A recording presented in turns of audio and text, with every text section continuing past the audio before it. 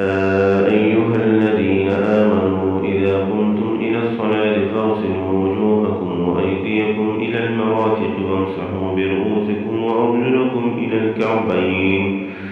وإن كنتم جنبا فاطهروا وإن كنتم مرضى أو على سفر أو جاء أحد منكم من الغائط ولامستم النساء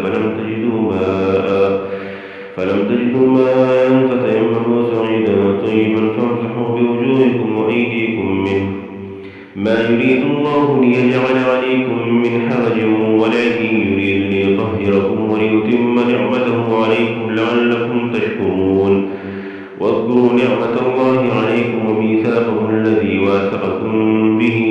إذ قلتم سمعنا وأطعنا واتقوا الله إن الله عليم بذات الصدور يا أيها الذين آمنوا كونوا قوامين لله شهداء بالقسط ولا يجرمنكم شنآن قوم على ألا تعدلوا اعدلوا هو أقرب للتقوى واتقوا الله إن الله خبير بما تعملون وعد الله الذين آمنوا وعملوا الصالحات لهم مغفرة وأجر عظيم والذين كفروا وكذبوا بآياتنا أولئك أصحاب الجحيم يا أيها الذين آمنوا اذكروا نعمة الله عليكم إذ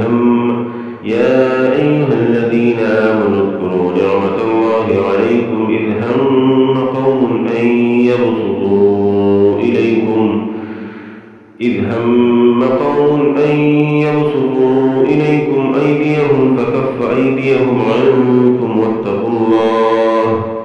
وعلى الله فليتوكل المؤمنون ولقد أخذ الله ميثاق بني إسرائيل وبعثنا منهم 12 نقيبا وقال الله إني معكم لئن أقمتم الصلاة وآتيتم الزكاة وآمنتم برسلي وعزرتموهم وأقرضتم الله قرضا حسنا لأكفرن عنكم سيئاتكم ولأدخلنكم جنات تجري من تحتها الأنهار فمن كفر بعد ذلك منكم فقد ضل سواء السبيل فبما نقضهم ميثاقهم لعناهم وجعلنا قلوبهم قاسية يحرفون الكلم عن مواضعه ونسوا حظا مما ذكروا به ولا تزال تطلع على خائنة منهم إلا قليلا منهم فاعف عنهم واصفح إن الله يحب المحسنين ومن الذين قالوا إنا نصارى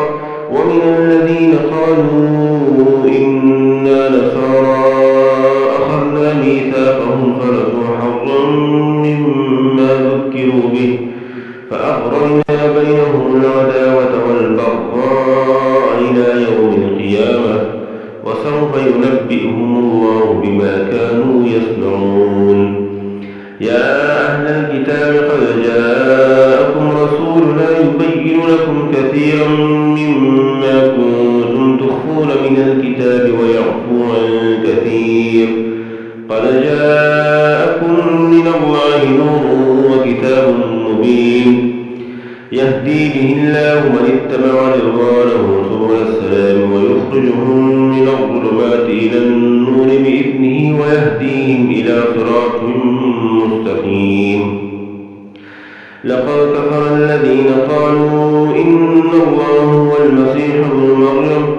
قل فمن يملك من الله شيئا إن أراد أن يهلك المسيح ابن مريم وأمه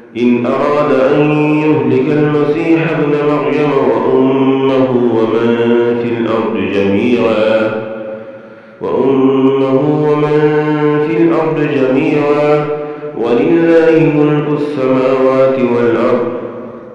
ولله ملك السماوات والأرض وما بينهما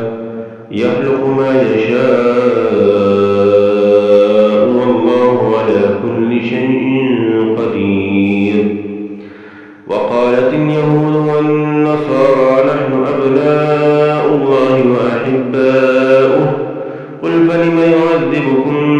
بقلوبكم بل أنتم بشر ممن خلق يغفر لمن يشاء ويعذب من يشاء ولله ملك السماوات والأرض وما بينهما وإليه المصير. يا أهل الكتاب قد جاءكم رسولنا يبين لكم على فترة من الرسل أن تقولوا ما جاءنا من بشير ولا نذير فقد جاءكم بشير ونذير والله على كل شيء قدير. وإذ قال موسى لقومه يا قوم اذكروا نعمة الله عليكم إذ جعل فيكم أنبياء وجعلكم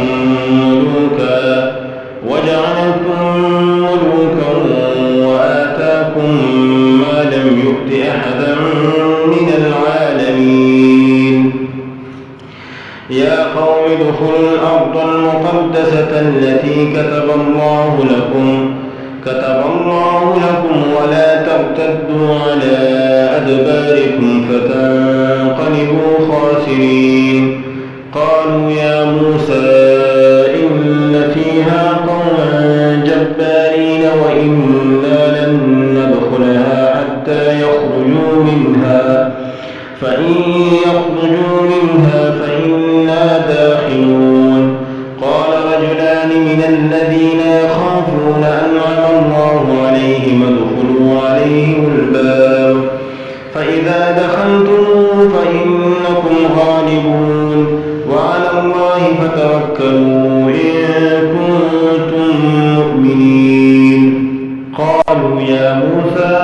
إنا لن ندخلها أبدا ما داموا فيها فاذهب أنت وربك فقاتلا إنا هاهنا قاعدون. قال رب إني لا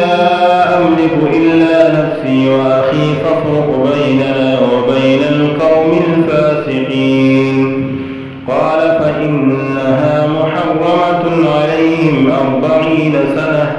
يتيهون في الأرض فلا تأس على القوم الفاسقين.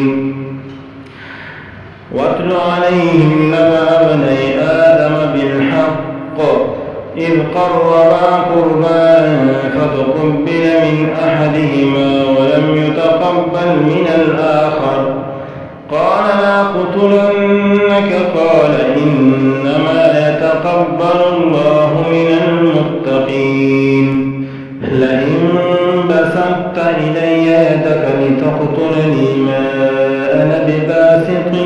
يدي إليك لأقتلك إني أخاف الله رب العالمين. إني أريد أن تبوء بإثمي وإثمك فتكون من أصحاب النار وذلك جزاء الظالمين.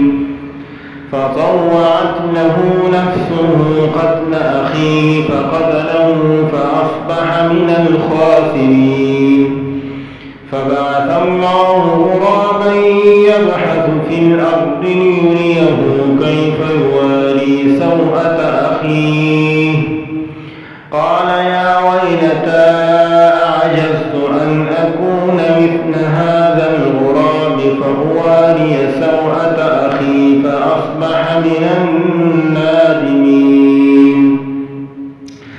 من أجل ذلك كتبنا على بني إسرائيل أنه من قتل نفسا بغير نفس أو فساد في الأرض فكأنما قتل الناس جميعا ومن أحياها فكأنما أحيا الناس جميعا ولقد جاءتهم رسلنا بالبينات ثم إن كثيرا منهم بعد ذلك في الأرض لمسرفون. إنما جزاء الذين يحاربون الله ورسوله ويسعون في الأرض فسادا أن يقتلوا أو يصلبوا أو تقطع أيديهم وأرجلهم من خلاف أو ينفوا من الأرض ذلك لهم خزي في الدنيا ولهم في الآخرة عذاب عظيم إلا